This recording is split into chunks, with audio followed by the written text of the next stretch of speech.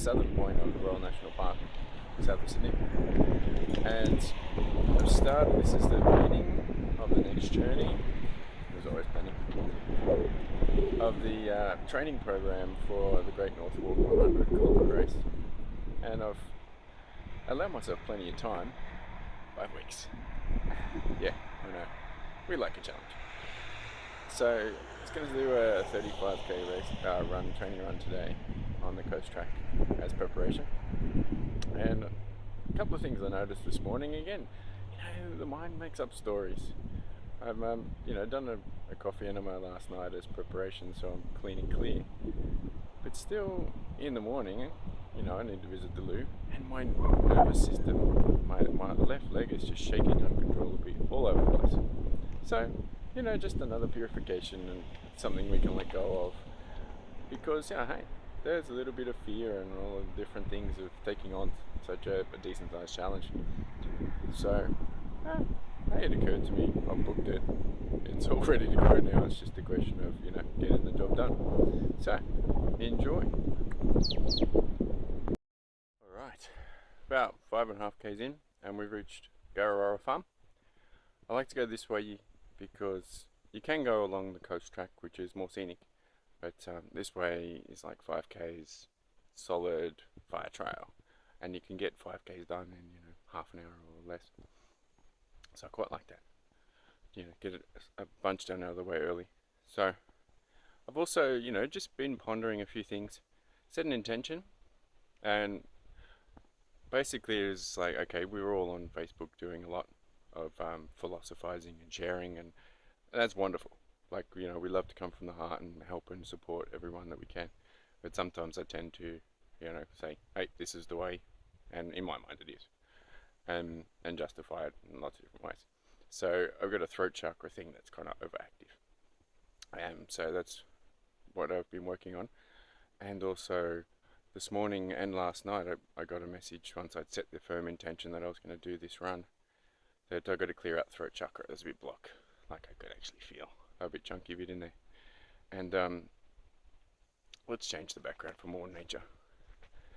So I did Vamanadoti, the vomiting 2 litres of water. I did it last night and this morning, and it certainly cleared a lot. And what I like to do for my running is a breathing technique called yogic breathing technique called Ujjayi breath, because Ujjayi will save you. Basically, it's breathing in long and deep, rasping all the way down the throat, and having a little bit of a vibration there. And it allows that breath to go all the way down the intestines. And because, as we've cleaned out our intestines, it becomes a third lung. So your lung capacity and my lung capacity is ridiculous. Like, it just expands so much because there's so much space in the intestines. So as a result, you can cruise along at a comfortable rate and still get plenty of oxygen. And I'm certainly feeling the oxygen go all the way down through my kidneys and into my urinary tract, which is what I've been working on for the last few months. So, and it's certainly purifying.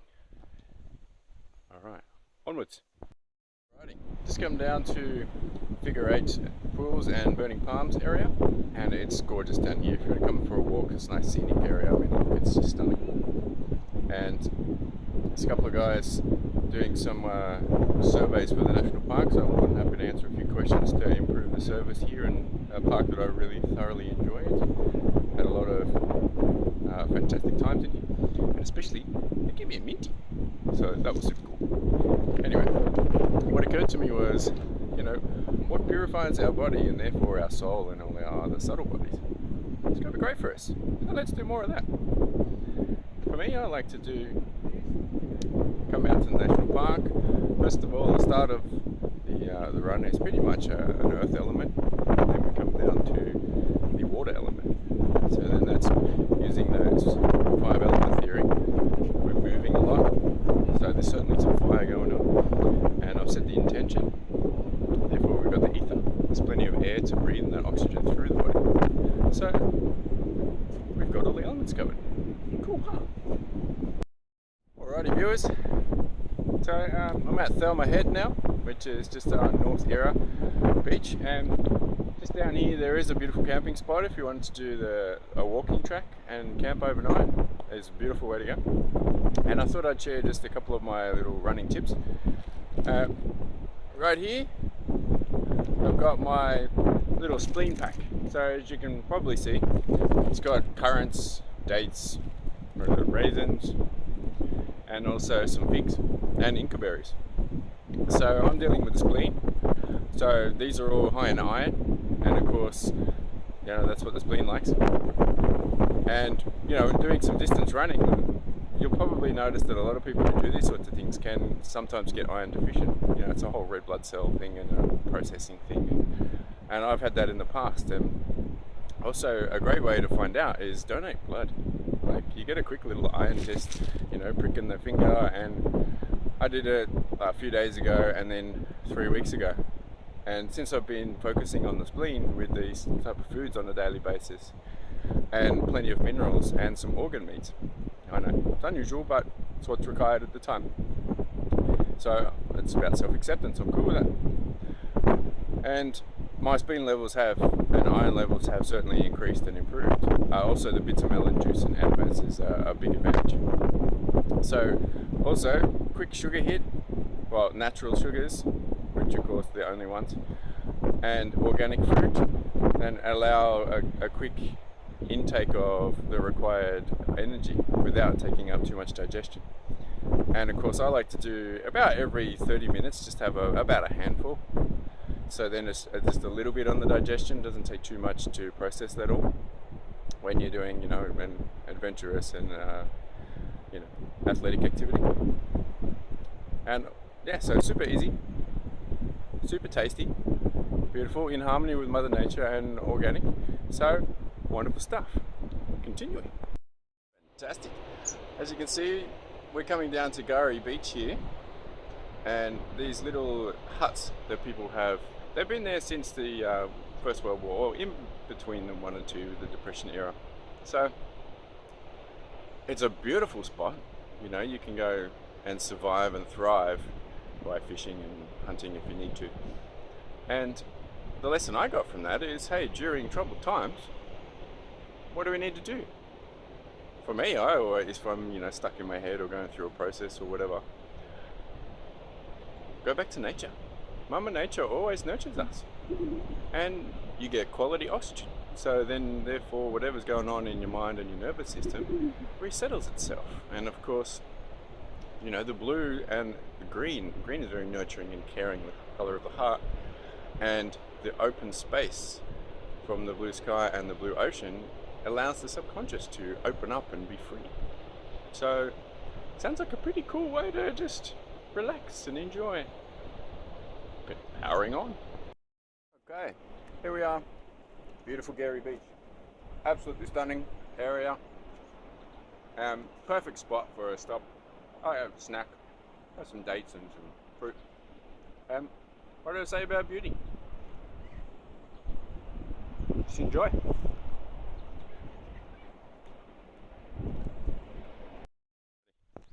Always unusual things happening, which is kind of fun. What comes to me now is, even though there may be rocky road and some prickles off if you're off your own path, but as long as you stay true to your path and come back to it, then you'll always come back to yourself. And I'm not sure if you can see, but up there's a couple of eagles, a couple of sea eagles, white-breasted sea eagles. So what I took from that was, as long as you stay on your path and do whatever you possibly can with a lot of self-acceptance and self-love, you'll always find the guidance from above that you require. Sometimes you just need to ask. Alrighty. Here we are. It's the Eagle Rock just over here, and Karasarong Creek, I think it is. And this is one of my favourite spots. I call it a contemplation location. And as you can see, it's just gorgeous. I'll come here and meditate sometimes. And sometimes in my meditations, when I want to feel grounded and comfortable close to Mother Nature, I'll visualise this place. And it works tremendously. Also, it's a perfect fresh water source. It's far enough away from the humans that hasn't been polluted, and it used to be used as a catchment area back in the 20s or 30s or something. So I'll fill up my water bottle, and the general idea with hydration is like 500 to 700 mils per hour when you're doing decent running and athletic activities. And that's more than what most people think, but hey, you're filling up your entire your whole system, and you're releasing stuff, especially lactic acid, uric acid, all the different acids from within your joints and things. That's flushing out. Isn't it that easy? I think so. So, and also in my water bottle, what I like to do is I've got a bunch of amino acids, so helping with proteins and muscle repair. Also some coconut water, which is tasty, and lots of electrolytes also for the minerals. And of course, what's best for minerals? Mama Nature's finest, shilajit. So that's also in here. It's water soluble. It's obviously at the bottom. It's a bit dark.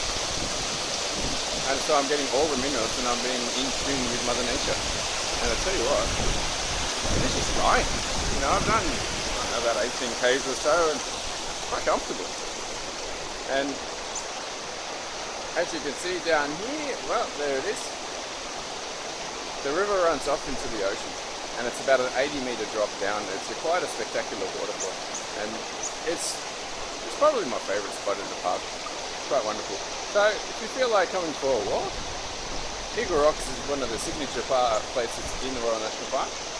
Yeah, put it on your to-do list. Alrighty. To tell you the truth, I'm starting to struggle. Normally I'm all bubbly and stuff, but hey, keeping it real. Noticed that I had like a little, like an acidic metallic taste on the top of my tongue, end of my tongue, and I'm just a little bit lower on energy, and I'm starting to, get a little bit of fear come up. So I'm like, checking in. Yeah, right kidney is definitely releasing some heavy metals, and it's usually mercury at this stage for me. So I'm starting to worry. Hang on, I won't make the ferry at Bundeena across to Cronulla, and then I'm like, lots of stories in the head come up about what am I going to do, because it's a hell of a long walk around the national park, so this is not really possible. So lots of water, get some of the shilajit to detoxify with the heavy metals, and power on, just get through it, because hey, you got to control the mind, but obviously work in harmony with the subconscious body temple. So I've got plenty of time. We've got 3 hours, and I'm well past halfway. So it's just accepting, recognizing, and powering on. Alrighty, Wedding Cake Rock, stunning, perfect place to bring a partner.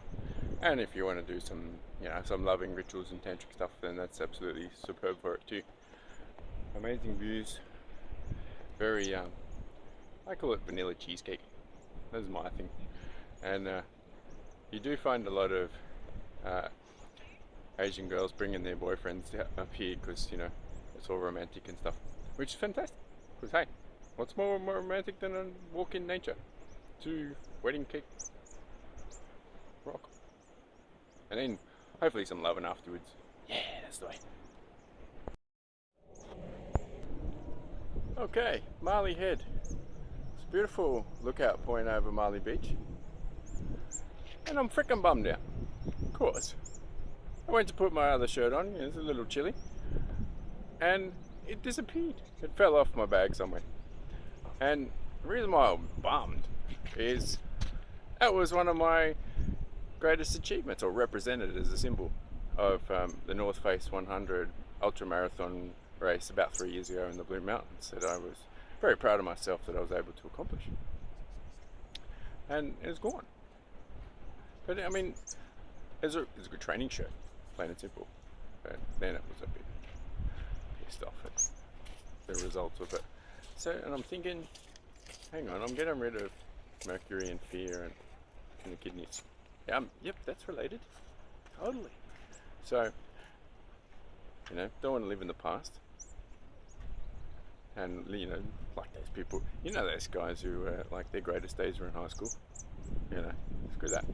Luckily, I'm training for another ultra marathon, so which will be an even bigger achievement for us. girls, this is Little Marley Beach, and it's a beautiful little protected bay or beach, and it's one of my favourite nudie swimming spots. It's gold, especially during the week when there's nobody here. And as you can see, it's quite small, secluded, private, and the best part is when we get around over here, there's a freshwater source, and just over this area, this woodland clearing section, it's very protected by the trees from the elements, and there's a grass section where you can have a fire as well. Not meant to, because it's a bit of a signal fire in the national park, but also it's a great contemplation location where you can just set up a hammock between some palm trees. It's a little rainforest, like a subtropical rainforest, little enclave in a way, and it's perfect for ceremonial opportunities. Alright, this is a spot I like to call like ice cream parlour, because as you can see, it's got all these ripples, caramel ripples, and through all the rocks and ice cream looking Neapolitan thing. And there's a bit of my programming coming through, you know, definitely, you know, thing with sugar. And hang on, is that the parasites talking? Yeah, certainly is. But there's no choice, there's nothing here. Alrighty, boys and girls, this is Little Marley Beach, and it's a beautiful little protected bay or beach, and it's one of my favourite nudie swimming spots. It's gold, especially during the week when there's nobody here. And as you can see, it's quite small, secluded, private, and the best part is when we get around over here, there's a freshwater source, and just over this area, this woodland clearing section, it's very protected by the trees from the elements, and there's a grass section where you can have a fire as well. Not meant to, because it's a bit of a signal fire in the national park, but also it's a great contemplation location where you can just set up a hammock between some palm trees. It's a little rainforest, like a subtropical rainforest, little enclave in a way, and it's perfect for ceremonial opportunities.